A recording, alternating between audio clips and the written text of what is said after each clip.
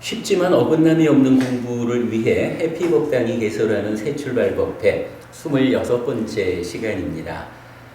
지난주에는 몇 주간 이어져 오던 공부 주제로 부부에 대한 이야기를 마무리를 지었습니다.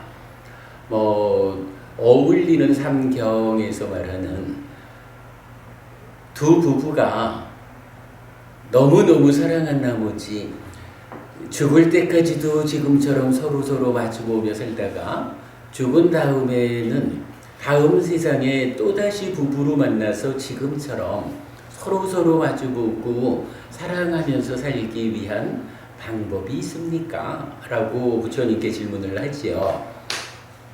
부처님께서 답변하시기를 두 사람이 동등한 믿음을 가져야 한다. 동등한 계를 지켜야 한다. 동등한 보시를 행해야 한다. 동등한 지혜를 갖추어야 한다. 이 네 가지를 그야말로 동등하게 함께하면 그러한 행위의 힘이 살아서도 서로 마주보면서 행복하게 죽을 때까지 살다가 다음 세상에 또다시 부부로 만나서 그러한 삶을 이어갈 것이다. 이렇게 말씀을 해주셨죠. 사실은 우리 지경보부님께서 인간으로 태어나서 또다시 부부로 만날 만큼 사랑하는 삶을 사는 것이 좋은 일이기는 하지만 그러나 한면으로는 다음 세상에서도 또다시 제가자의 삶을 반복해야 한다는 말씀입니까? 라고 질문을 해주셔서 그때 출가자의 삶을 살아내시는 것은 그때의 이야기로 하고 어쨌든 지금은 이러한 네 가지 법을 함께하는 삶을 실천하셔야 할 것입니다. 우리가 이제 이런 말씀도 함께 했었죠. 이 네 가지 동등하게 믿음과 계와 보시와 지혜를 갖추는 이것을 지난주에는 우리가 어떻게 표현해 봤나요? 요 네 가지를 몸통으로 삼아야 하겠습니다. 이 네 가지를 몸통으로 하고 이 하나의 몸통에 붙어있는 오른팔로서의 아내와 하나의 몸통에 붙어있는 왼팔로서의 남편 이랬을 때 아내 100, 남편 100 100 더하기 100은 200이라고 하는 이 힘을 가지고 세상을 상대로 싸워나갈 때는 사실은 100 더하기 100이 200이 아니라 300도 될 수 있고 500도 될 수 있고 1000도 될 수 있습니다. 왜 그렇습니까? 몸통이 가지는 힘이 있습니다. 이 부분 우리가 핵심적인 주제로 본 거죠. 그래서 해피법당이 만드는 몸통 이론이다. 이렇게 이제 말씀을 드렸는데 정말로 부부관계라고 하는 것이 이 세상을 살아가면서 가지는 중요도가 너무 큽니다. 세상이라는 것이 그저 나 혼자만의 삶이 아니다라는 것 때문에 혼자의 삶은 잘 공부하고 수행하는 이 내적인 성숙을 통해서 향상해 가야 하는 거지만 그러나 이러한 내적인 성숙에 의해서 내가 만드는 행복을 잘 보호하기 위해서는 남들로부터 해침당하지 않기 위해서는 관계를 성숙시키는 일이 또한 필요하다. 이렇게 본 거죠. 관계를 성숙하는 일, 어떻게 해서 많은 사람들을 내 편 만들까? 그간 공부를 통해서 우리가 공부한 바에 의하면 자비희사 사무량심과 그에 따르는 마음을 자비희사로 가득 채워나가면 몸과 말의 행위는 저절로 보시와 애어 이행 동사라고 하는 그야말로 내 곁에 있으면 그냥 좋아지는 이러한 삶을 살아내게 되는 거죠.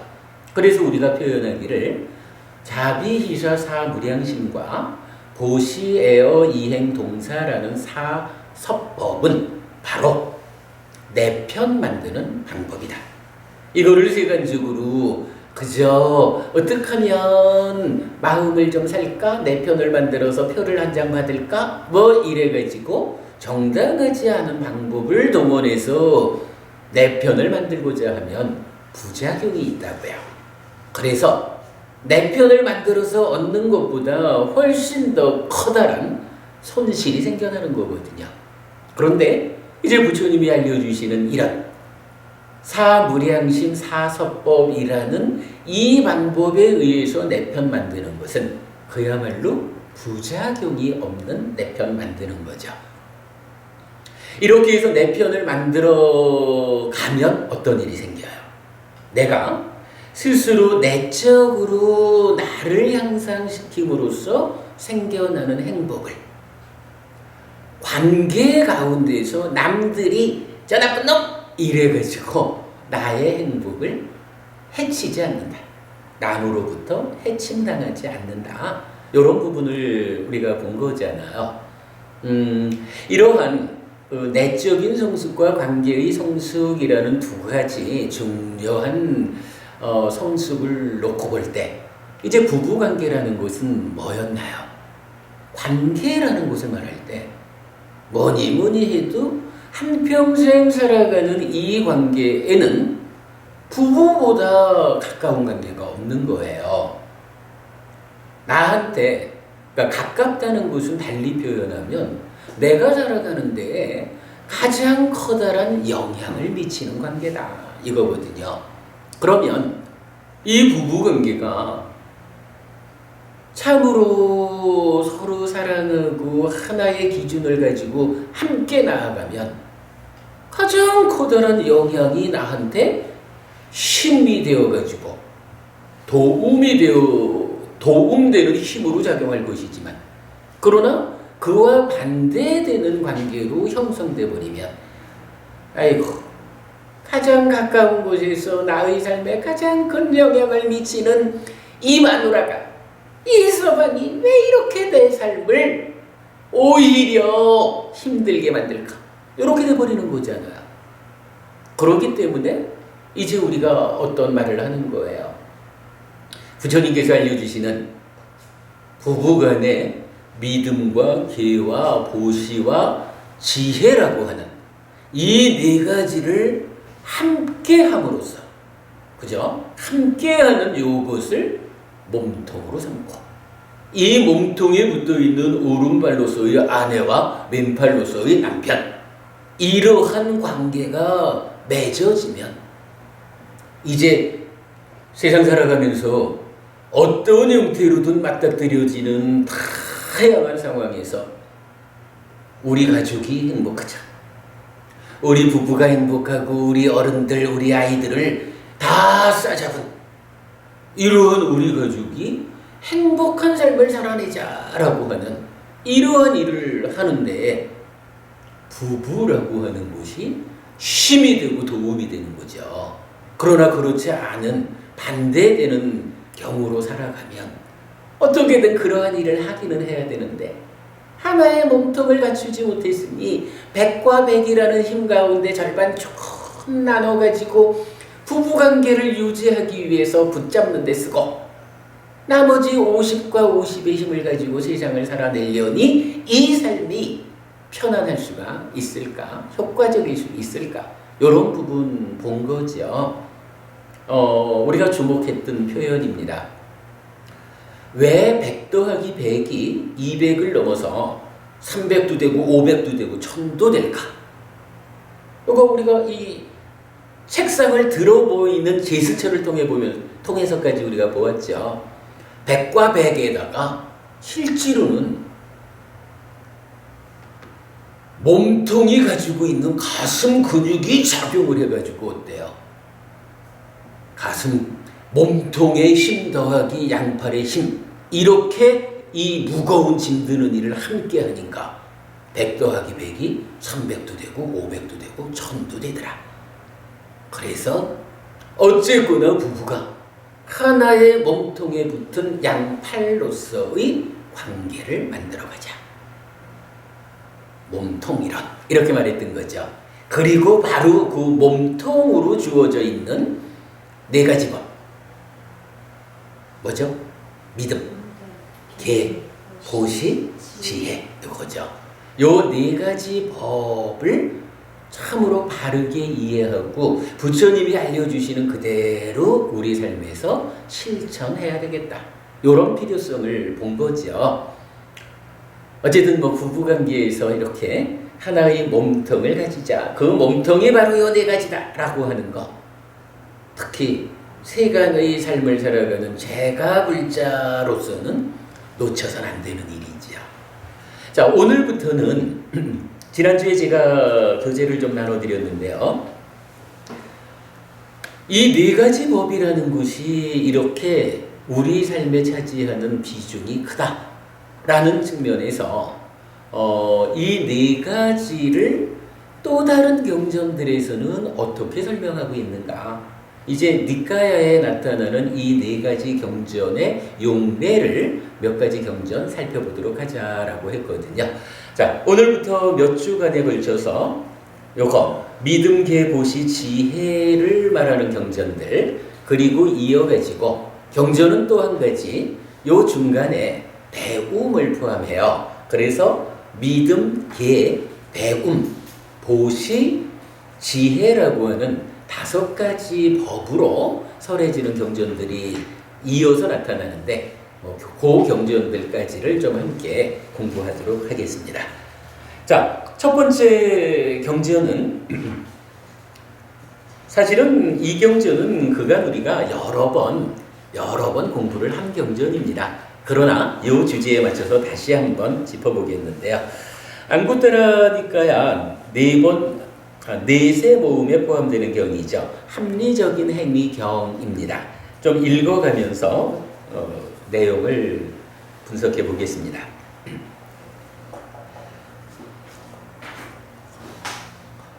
그때 급고독 장자가 세종께 다가갔다. 가소는 세종께 절을 올린 뒤 한곁에 앉았다. 한곁에 앉은 급고독 장자에게 세종께서는 이렇게 말씀하셨다. 장자여, 네 가지 법들이 있으니 그것은 원하고 좋아하고 마음에 들지만 세상에서 얻기 어려운 것이다. 무엇이 넷인가? 자, 이 표현요. 원하고 좋아하고 마음에 들지만 세상에서 얻기 어려운 것이 있어요. 와, 나는 정말 이러한 삶을 살고 싶어요. 나는 정말 이렇게 되고 싶어요. 요것을 가지고 싶어요. 하는데 정작 그게 쉽지 않더라. 뭐 이런 것을 부처님 네 가지로 알려주는 겁니다. 자, 첫 번째, 나에게 법답게 재물이 생기기를, 이것이 첫 번째로 원하고 좋아하고 마음에 들지만 세상에서 얻기 어려운 것이다. 2. 법답게 재물을 얻은 뒤 친척들과 스승들과 더불어 명성이 나에게 오기를, 이것이 두 번째로 원하고 좋아하고 마음에 들지만 세상에서 얻기 어려운 것이다. 3. 법답게 재물을 얻고 친척들과 스승들과 더불어 명성을 얻은 뒤 나는 오래 살고 건강을 유지하게 되기를, 이것이 세 번째로 원하고 좋아하고 마음에 들지만 세상에서 얻기 어려운 것이다. 4. 법답게 재물을 얻고 친척들과 스승들과 더불어 명성을 얻고 오래 살고 건강을 유지한 뒤 죽어서 몸이 무너진 다음에는 좋은 곳 천상세계에 태어나기를, 이것이 네 번째 원하고 좋아하고 마음에 들지만 세상에서 얻기 어려운 것이다. 네 가지를 제시하면서 순차적으로 한 가지만 얻는 것도 어렵고, 그거 두 가지를 얻는 건 조금 더 어렵고, 세 가지를 얻는 건 훨씬 더 어렵고, 네 가지를 얻는 거는 훨씬 더 어렵다. 그러나 어쨌든 그것을 얻는 방법이 있다. 이렇게 말해주는 거죠. 요 네 가지 이렇게 봐야 되겠죠. 법답게 재물을 얻는다라는 거 우리가 어떻게 표현하죠? 여러분 요 기억하시죠? 정당한 방법에 최선의 노력을 얹어서 얻는 거. 정당한 노력에 최선의 노력을 얹어서 부자 되는 거. 요거 뭔가요? 불교 신자의 삶이죠. 불교 신자 이런 방법으로 부자 되어라 이렇게 부처님 알려주시는 거. 요게 쉽지 않다라는 말씀이죠. 쉽지 않기 때문에 부처님께서 내가 그 방법을 알려줄게. 따라해. 이렇게 말하시는 거예요. 그런가 하면 이제 두 번째로는 그러니까 친척들과 스승들과 더불어 명성을 얻고 이랬어요. 아무래도 이렇게 법답게 재물을 얻는 삶을 살다 보면 명성이 생기겠죠. 또 그것뿐만 아니라 뭐 공부를 잘해도 그렇고 명성이 생길 텐데 이게 아무개는 참 훌륭해. 이런 나 하나만의 명성으로 끝나지 않고 내 그 사람 그 부친을 알아. 그 사람 모친을 알아. 부모님이 그렇게 훌륭하시더니 그 자식도 그렇게 훌륭해. 내가 그 사람 은사를 내가 아는데 공부 잘하는 분이야. 훌륭해. 뭐 이렇게 나 하나만 칭찬받는 게 아니라 나를 둘러싼 많은 관계들이 함께 명성을 얻는다. 요거 정말 좋은 거다 이거예요. 그러나 얻기가 쉽지 않다. 이렇게 말하는 거죠. 그런가 하면 세 번째가 오래 가는데 건강하게. 이건 뭐 설명이 필요 없죠. 누구나 다 오래 살고는 싶은데 그래도 기왕이면 담벼락에 똥칠하면서 오래 사는 것보다는 그래도 100세를 살아도 TV에 이렇게 건강한 어르신이 계십니다. 이렇게 소개될 만큼 건강하게 오래 사는 것. 요거 정말 좋은 거란 거죠. 근데 그게 쉽지 않다는 거예요.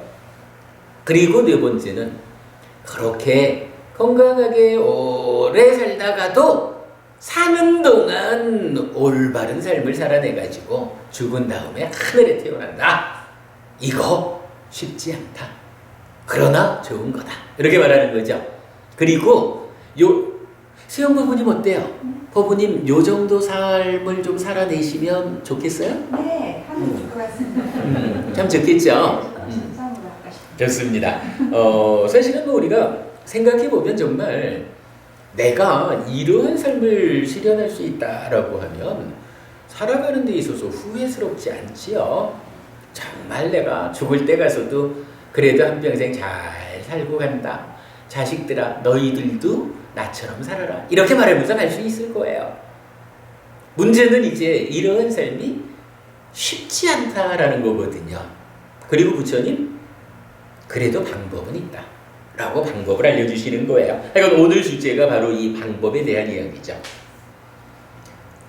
자, 장자여 이러한 네 가지 법들이 있으니 이것은 원하고 좋아하고 마음에 들지만 세상에서 얻기 어려운 것이다. 장자여 이처럼 원하고 좋아하고 마음에 들지만 세상에서 얻기 어려운 네 가지 법들을 얻기 위해서는 네 가지 조건이 있다. 무엇이 넷인가? 믿음을 부족하고 계를 부족하고 보시를 부족하고 지혜를 부족하는 것이다. 그랬어요. 자, 이 네 가지 법이 바로 그 일을 하는 것이다 라고 했는데 사실은 또 필요한 것이 그러면 그 네 가지가 즉 믿음이라는 것은 어떠한 믿음이고 계라는 것은 어떤 계고 보시라는 것은 어떠한 것이고 지혜는 무엇일까? 요것도 부처님이 설명을 해주셔야겠죠. 자, 이어서 그 내용을 읽어보겠습니다. 장자여, 그러면 어떤 것이 믿음을 부족함인가? 장자여, 여기 성스러운 제자는 열애의 깨달음에 믿음을 가진다.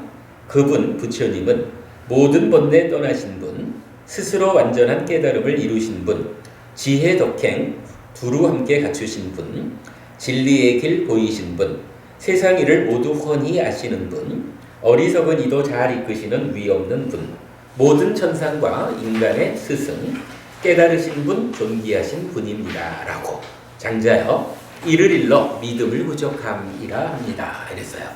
요거 뭔가요? 우리가 보통 열의 10호라고 해서 부처님의 10가지 이름이라고도 하고 또는 붓다 구덕 이래서 부처님의 9가지 덕성이라고 부처님을 특징지어서 나타내는 설명이기도 하죠.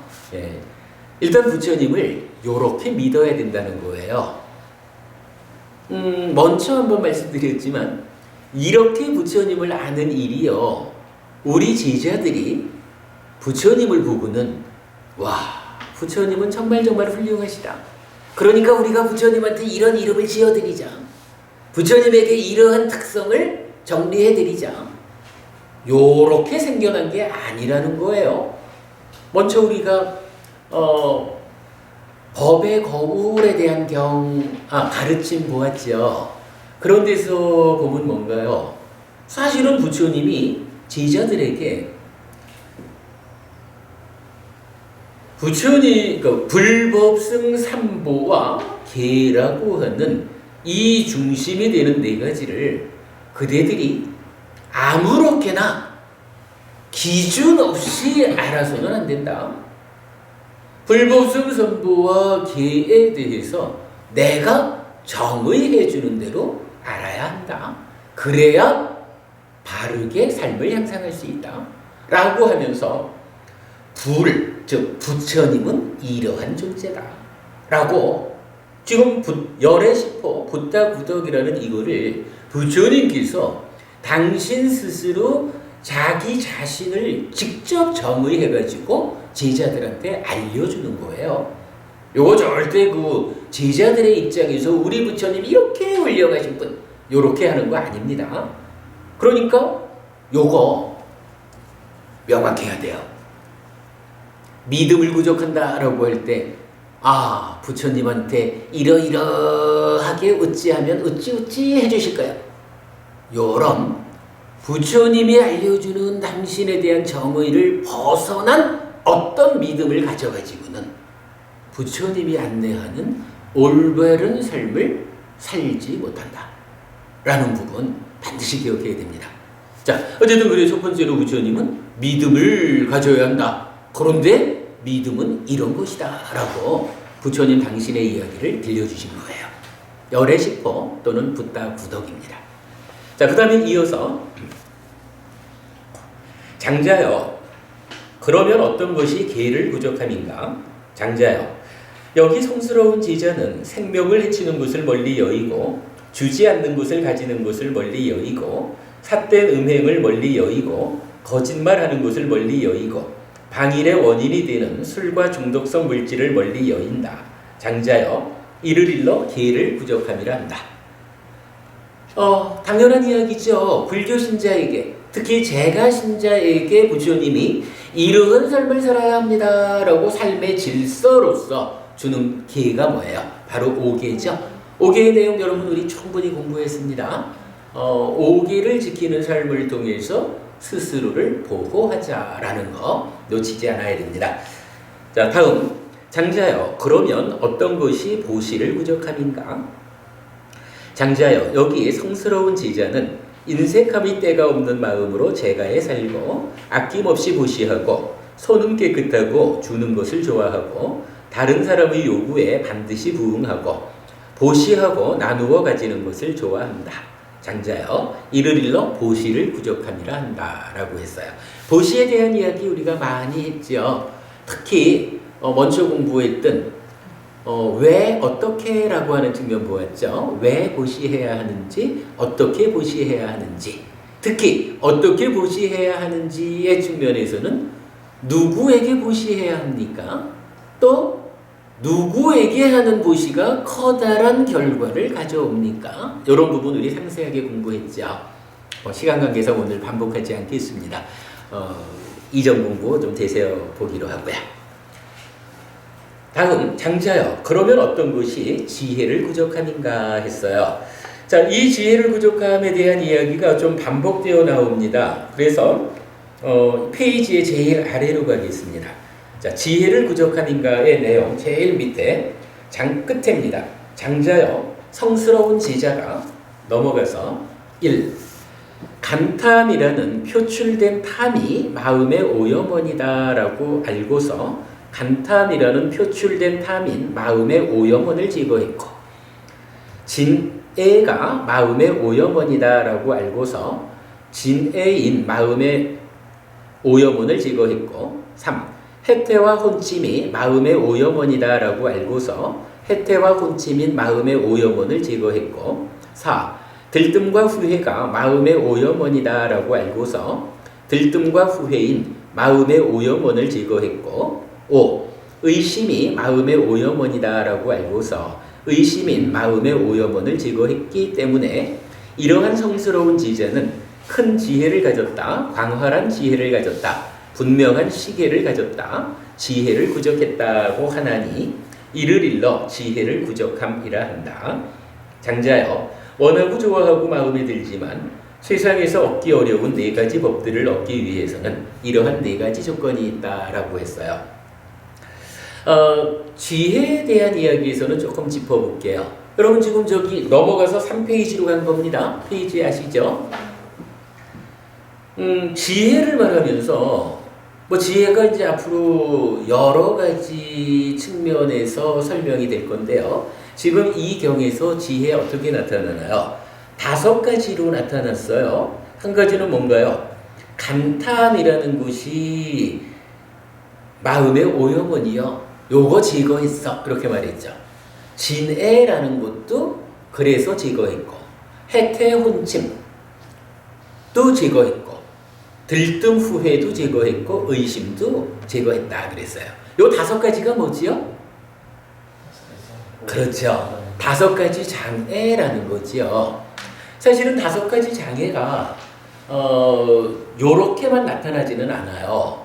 예를 들어서 지금 감탐으로부터 시작해서 5가지인데 경전에서는 감탐 대신에 욕탐, 즉 욕계 수준의 탐이라고 나타나는 경우도 있고, 또는 까마찬다라고 해서 욕계 수준의 탐에 붙잡힌 의욕, 이렇게 나타나는 경우도 있고 그래요. 그래서 이제 그걸 좀 우리가 구분해 볼 줄 알아야 되는데, 일단 지금 이 경에서는 아마도 이 경이 제가 제자들의 삶의 기준을 제시하는 경이기 때문에 이렇게 나온 것 같아요. 지혜를 말하면서 간탐, 진애, 해태혼침, 들뜸 후의 의심의 5가지 장애를 제거했다라고 말했어요. 요거 달리 말하면 아직까지 초선에 올라서지 못했다. 초선을 성취하기 이전에 삶이 제어된 이런 상태를 말해주거든요. 달리 말하면 뭔가요? 욕계 중생으로서 아직 색계의 세상을 성취하지는 못한 상태이지만, 그러나 똑같은 욕계 중생으로 살아간다 해도 그 가운데에 현명함, 지혜로움. 여러분 우리 그렇잖아요. 수행을 잘 해가지고 높은 경지를 이루지 못했다 그래도 우리 주변에 보면 사실은 현명한 사람들, 똑똑한 사람들, 지혜로운 사람들이 많잖아요.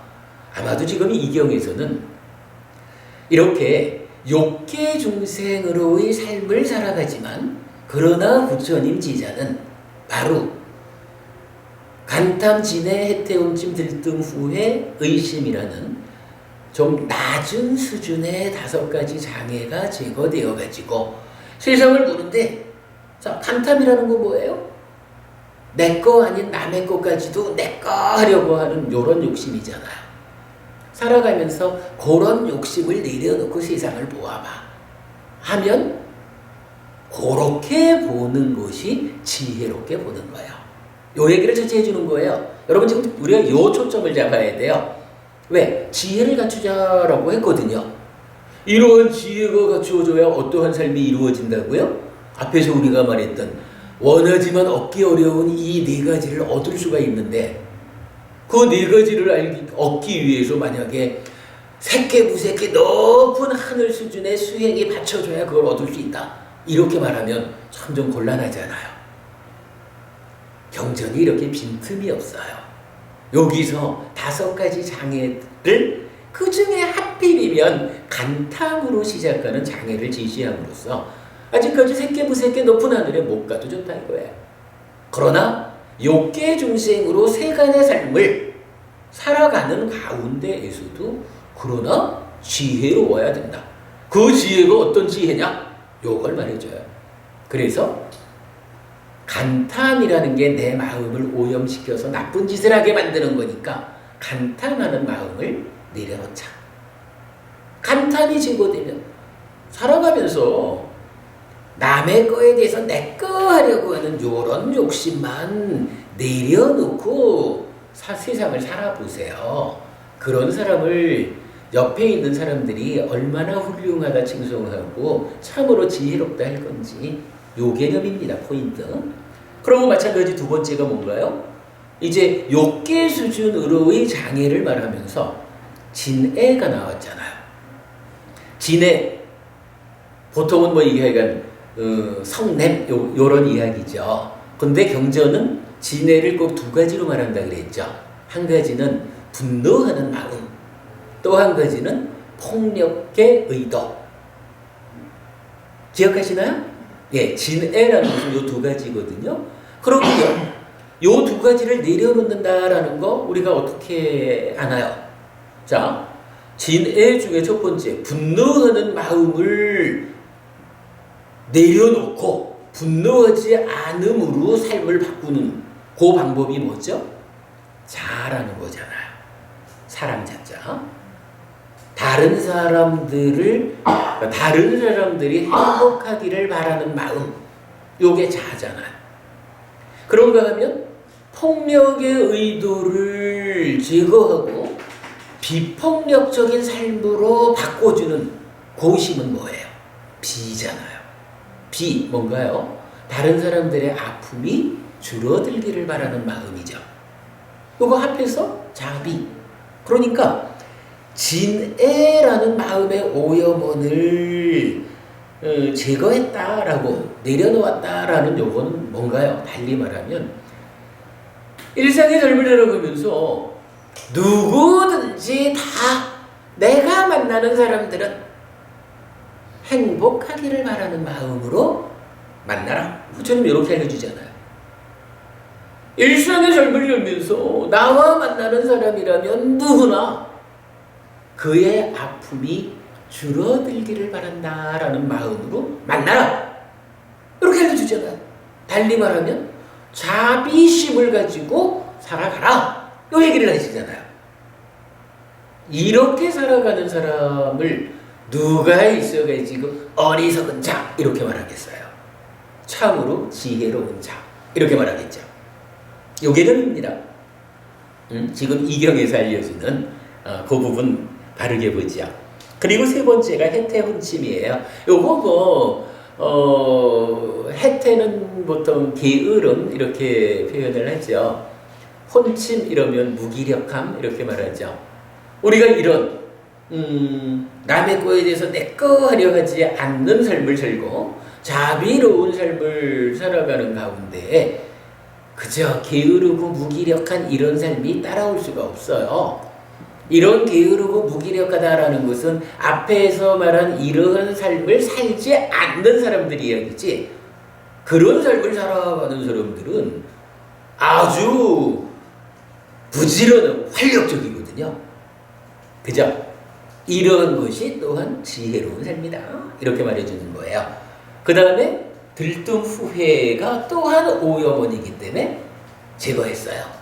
들뜸 후회 뭔가요? 들뜬다라는 것은 내 마음이 하나의 대상에 집중하지 못하는 거거든요. 살아가면서 어떠한 상황 가운데도 누구랑 심지어는 어떤 사람하고 농담을 할 때도요. 이 사람하고 농담하는 동안에는 그 농담의 대상인 당신에게만 집중해서 우리끼리 이렇게 말을 해줘야 듣는 사람이 농담을 하면서도 그래도 이 사람이 나를 존중해가지고 농담하는 가운데서도 딴짓 안 하는구나 이렇게 좋아하는 거예요.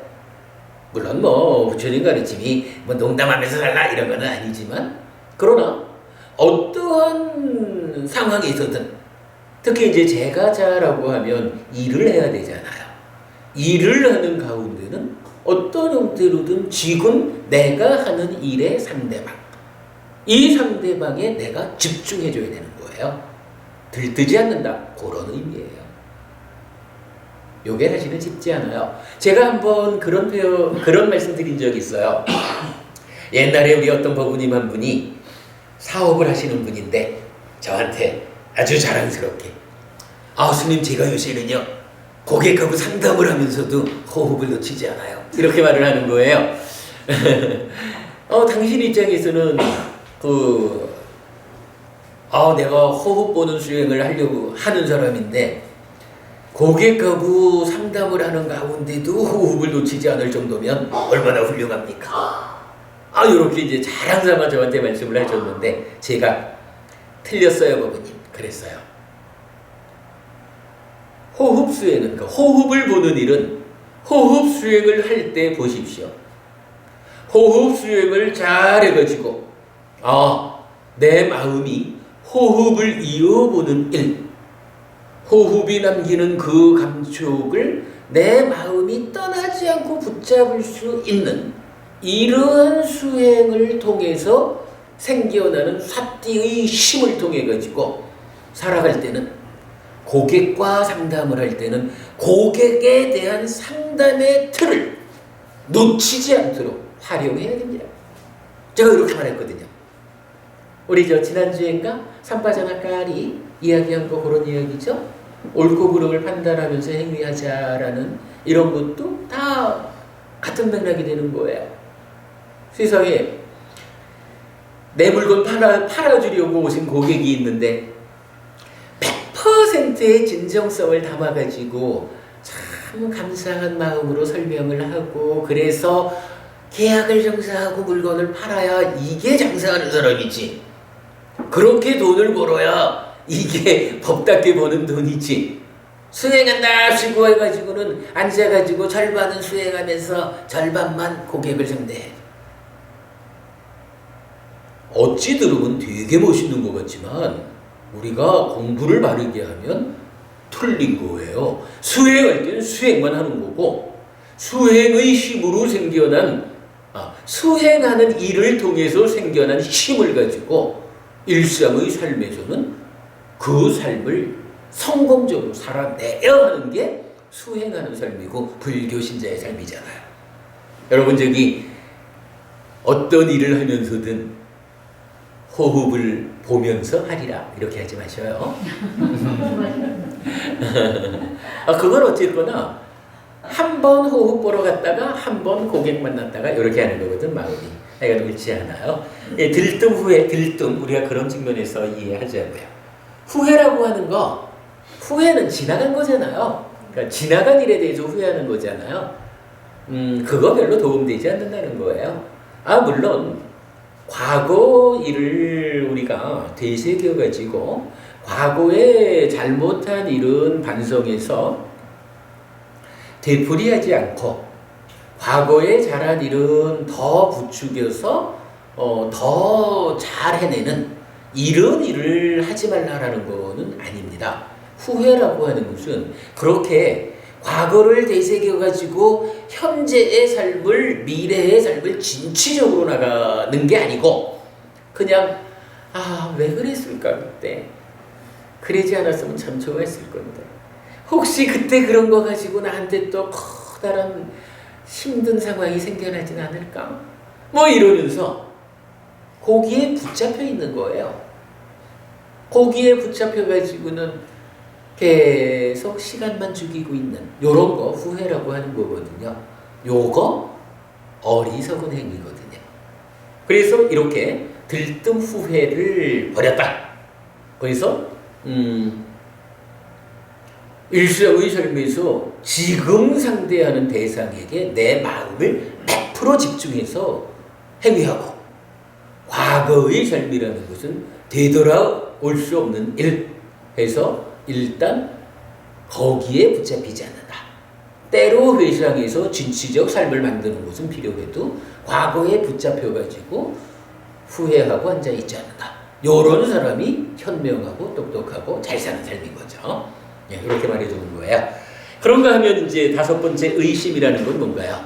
이제 처음이 믿음으로 이 네 가지 법의 시작이 믿음인데 여기서 의심이라고 하는 건 뭐냐 하면 부처님이 누구냐라고 하니까 열애시퍼 또는 붓다 부덕으로 말해지는 그런 분이거든요.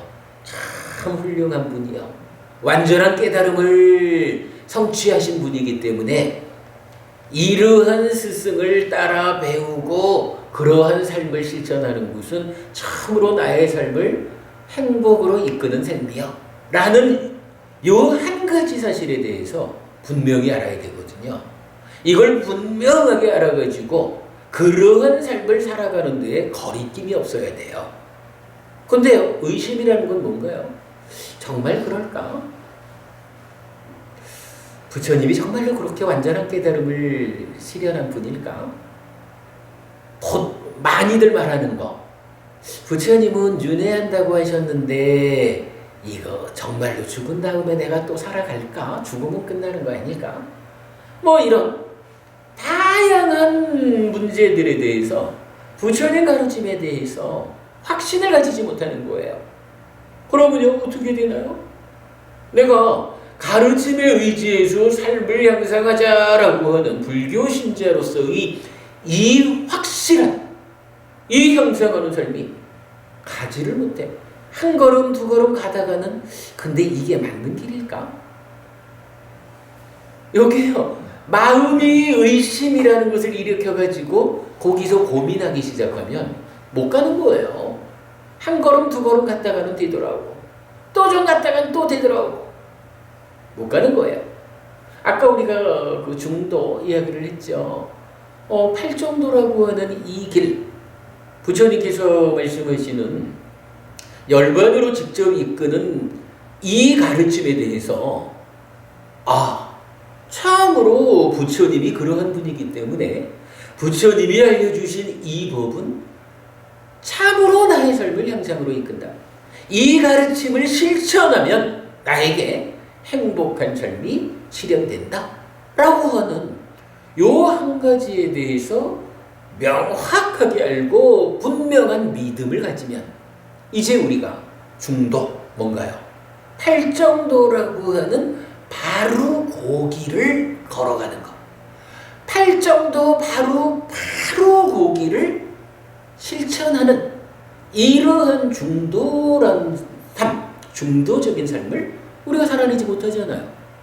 의심이라는 거 여러분 잘 봐야 돼요. 의심이 얼마만큼 강력하게 내 안에 존재하느냐에 따라서 나는 100년을 살아도 한 발도 나아가질 못하는 거예요. 그저 한두 걸음 좀 용을 써서 나갔다가는 이게 맞을까? 하고는 뒤돌아오는 거지 뭐. 부처님, 의심이라고 하는 것이 이렇게 그대 삶을 진취적으로 향상으로 이끌지 못하게 하는 것이다.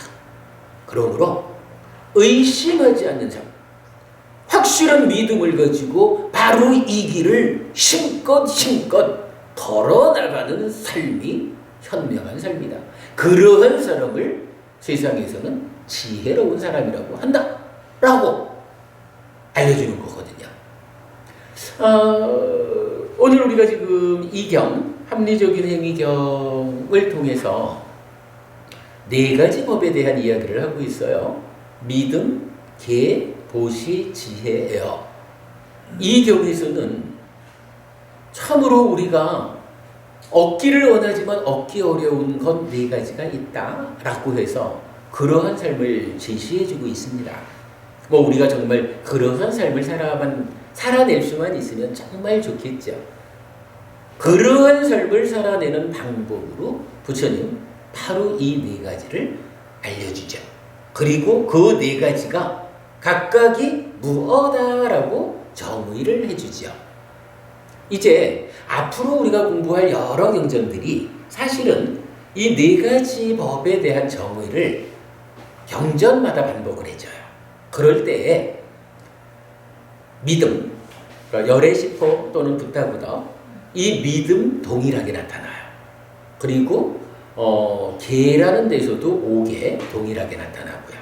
보시에 대해서도 동일하게 나타나요. 그런데요, 앞으로 만나지는 여러 경전들이 이 지혜에 대해서는 동일하게 말하지 않아요. 여러 가지로 말을 해줘요. 물론 이제 지혜라고 하면 대표적인 정의가 고진멸도 사성제를 아는 거죠. 일어남 사라짐으로 향하는 이렇게 지혜가 원래적인 의미를 갖는데 이제 각각 경전마다 의도하는 바가 있잖아요. 지금 이 경전은 어때요? 제가 제자에게 제가의 삶을 통해서 정말로 원하지만 얻기 어려운 그것을 얻으려면 네 가지 법, 특히 그 중에서 지혜라는 것은 어떠한 지혜래야 하느냐라는 이 기준을 지시해주고 있죠. 그래서 5가지 장애 중에 좀 더 높은 레벨의 장애가 아니고 가장 낮은 레벨에 있는 5가지 장애를 알려줘서 간탐, 진해, 해태, 훈침, 들뜸, 후회, 의심이라는 요 5가지 장애를, 즉 욕계 중생 수준에서 장애를 내려놓으면서 지혜로운 삶을 산다는 것이 이러한 것이다 라고 알려주는 그러한 정의를 해주고 있죠. 오늘 공부는 요점을 거기에 두는 것으로 해야겠습니다. 자, 이제 경전을 조금 더 읽어보겠습니다. 장자여, 여기 성스러운 지제는 열정적인 노력으로 얻었고 팔의 힘으로 모았고 땀으로 획득했으며 법답고 법에 따라서 얻은 재물로 4가지 일을 한다. 무엇이 넷인가?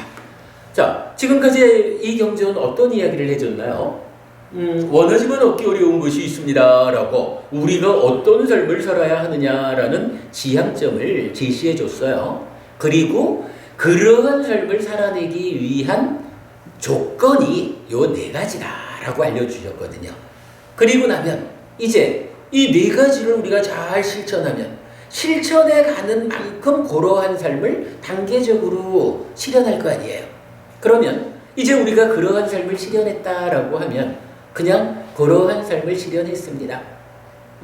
그 중에 뒤에 있는 3가지는 조금 좀 비물질적인 영역에 가깝다면 시작으로 나타난 법답게 재물을 얻는 것, 정당한 노력에 아니죠. 정당한 방법에 최선의 노력을 얹어서 부자되는 이거는 그야말로 물질적인 삶이잖아요.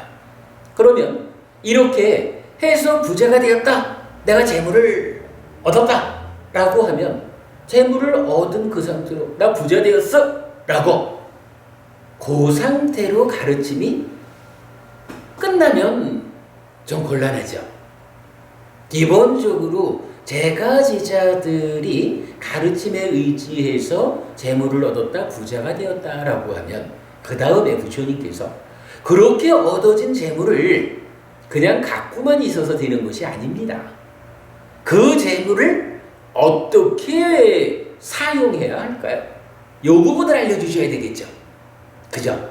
그래야 일단 가르쳐 주신 방법에 의해서 내가 재물을 얻었어. 부자가 되었어. 그런데 막상 이 부자는 되었는데 이걸 어떻게 해야 되지? 어떤 용도로 이 재물을 사용해야 하는지 그 방법을 부처님이 가르쳐 주지 않았다. 이래 되면 사는 일에 또 문제가 생기죠. 이제 이 경전의 후반부는 바로 그 부분, 이렇게 정당한 방법에 최선의 노력을 더해서 얻은 재물, 이것을 어떻게 사용하면 참으로 올바르게 사용했고 그러한 사용법에 의해서 나의 삶이 부자된 거에 더해가지고 참으로 더 큰 행복을, 더 큰 삶의 향상을 가져올 것이냐, 이 부분에 대해서 부처님께서 답을 주시는 거예요. 그 답 부분 다음 주에 공부하겠습니다. 아무튼 그래서 방금 읽어본 내용이 그거죠.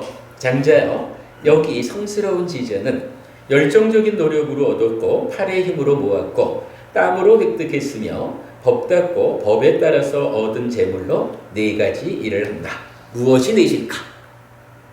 4가지 재물을 사용하는 방법에 대해서 다음 주에 이어서 공부하도록 하겠습니다.